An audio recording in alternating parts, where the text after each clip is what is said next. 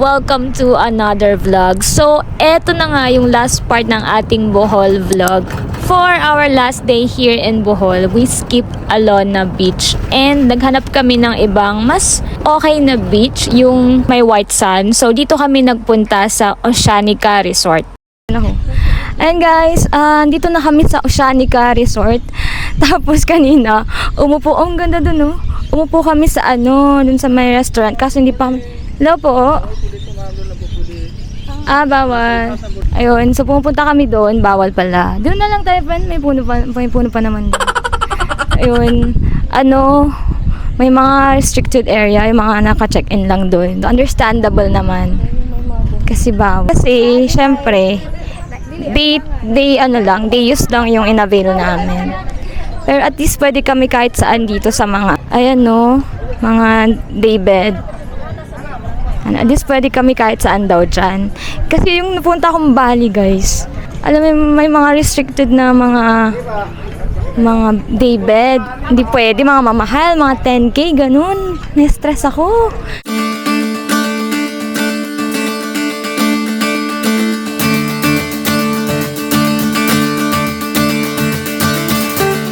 Puti yung buhangin nila dito. Unlike dun sa Alona Beach, mas maganda yung buhangin nila dito. And si Manny naglalagay ng lotion. Tapos dun yung restaurant nila na napaka-gold ng price.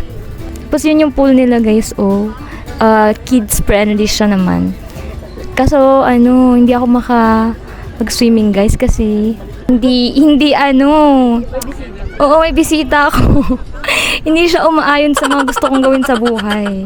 Ayan, ganda ng dagat. Napaka-blue. Super ganda. Guys, umorder kami ng drinks namin na ako yung watermelon. Oh my God. Napaka-gold niya. It's 298 yung watermelon shake ko. And then save friendship Manny. Yung order mo? Fresh coconut, 180 pesos. If interested din kayo dito na pumunta sa Oceanica Resort, pwede kayong mag-book sa Klook ng day use. Ang binayaran ko, 830 plus, parang 836. Pero may discount na kasi ako sa Klook nun, guys.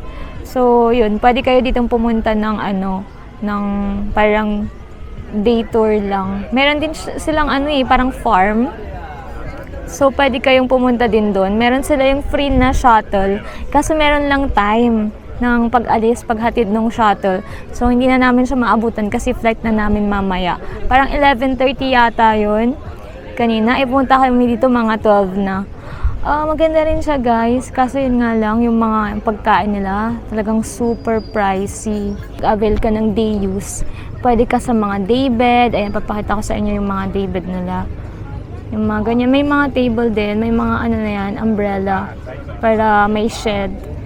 Yun yung maganda dito. Ayan. Kasi yun, may mga afam dyan sa harapan nyo. Ayan. Tapos ang ganda ng tubig nila, guys. Ayan, no.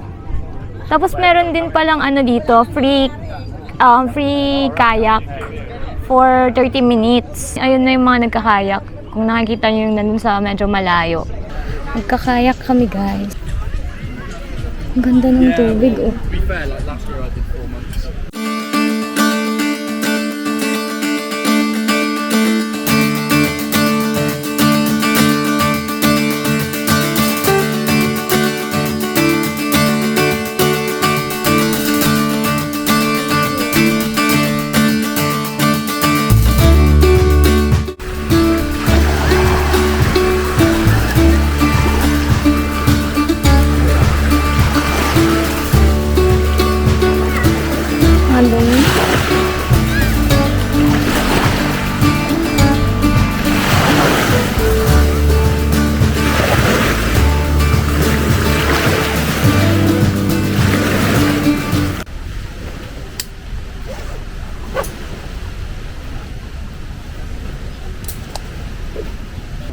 Thank you po.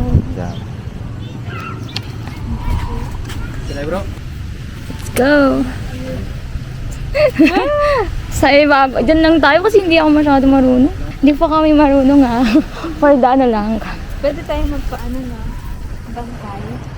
Pwede naman siguro. Sabi natin hindi tayo marunong masyado. Yan, babasa. Oh, wala tayong magagawa. Basta talaga eh. Yung si Kuya. Binasa na. Ikaw.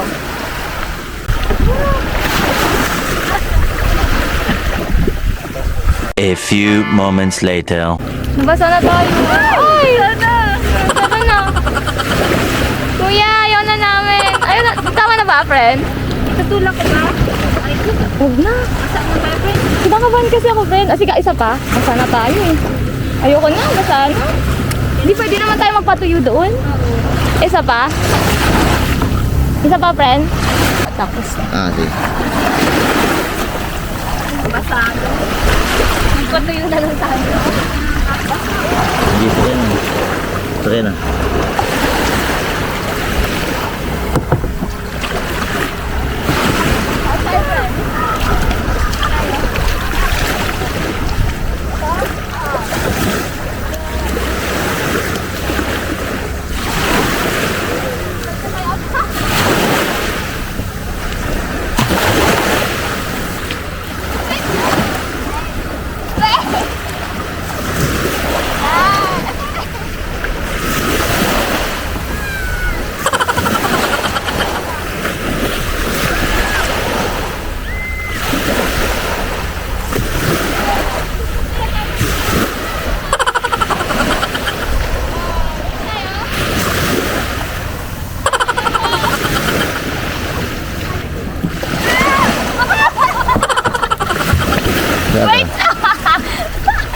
Basta, thank you po.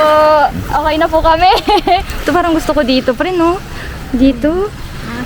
Or wag na lang. Tayong dalawa. Grabe. Hindi ko nagbabasa. Bale, magpapalit naman tayo. Parang gusto ko tuloy maligo. Dapat talaga kahapon to, friend. Kasi dugyot-dugyot na naman natin ngayon. Kailan tayo uuwi?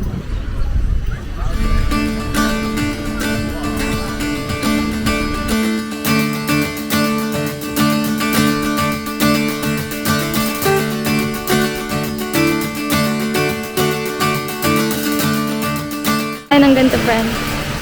Tapos yung gano'n. Yung umiikot dito. Ala, hindi tayo nasanay na ako. Diretso na. Nahilo na ako. Naku, tapos di pa naka-record naman. Yan na. Tapos babay buhol, gano'n. Charot. Tapos ganun. Babay before. Tapos Gano'n na tayo. tatapan na ng ganun. Guys, so ito, sinusulit na lang namin yung araw namin dito sa Bohol. Yun nga, dito kami sa Oceanica Resort. Ang ganda talaga ng beach nila, oy. Napaka white ng kanilang sand. Tapos nag na pala kami, kinontak na namin si Kuyang Tuktok, yung sinakyan namin kahapon sa sa Fireflies para babalik na kami sa MGH Hotel kasi iniwan lang namin yung yung gamit namin doon. Pwede naman palang mag-iwan dito. Pero kasi bibili pa ako doon sa Alona ng mga souvenirs, ganun, kung ano bang makita doon. So babalik pa talaga kami doon.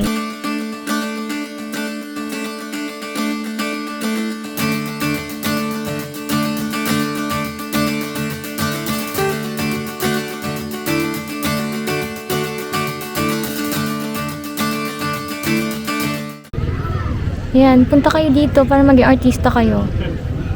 Yan, very good, very nice, very nice.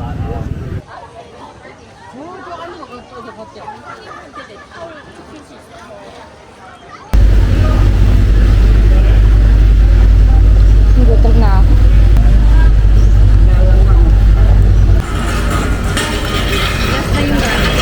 Hindi, naghanap ako ng yung parang ganun sabihin natin kahapon. No? Parang wala yata. Diba? Parang wala. Oo, wala po.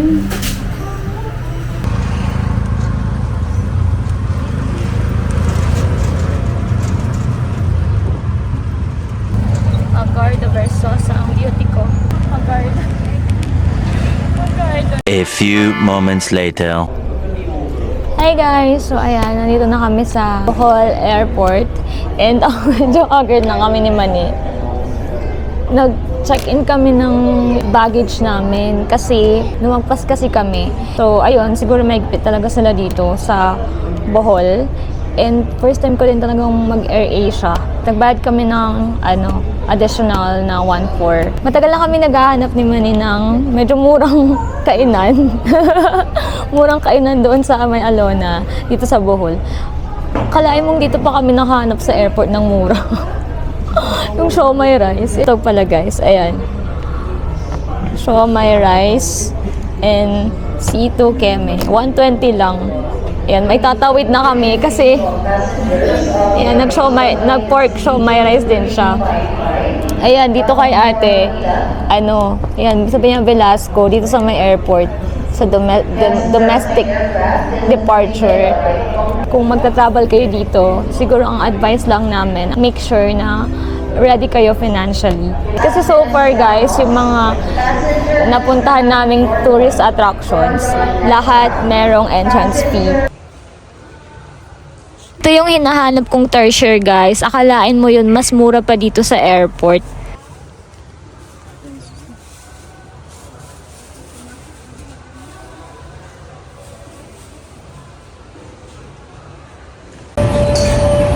Buti hindi pa siya bumigay. Thank you, fan. And hanggang dito na lang ulit guys. Thank you so much sa pagsama nyo sa amin dito sa aming Bohol trip. Hanggang sa susunod ulit. Don't forget to subscribe to my channel and follow nyo na rin ako sa aking mga social media accounts. Until next time, bye!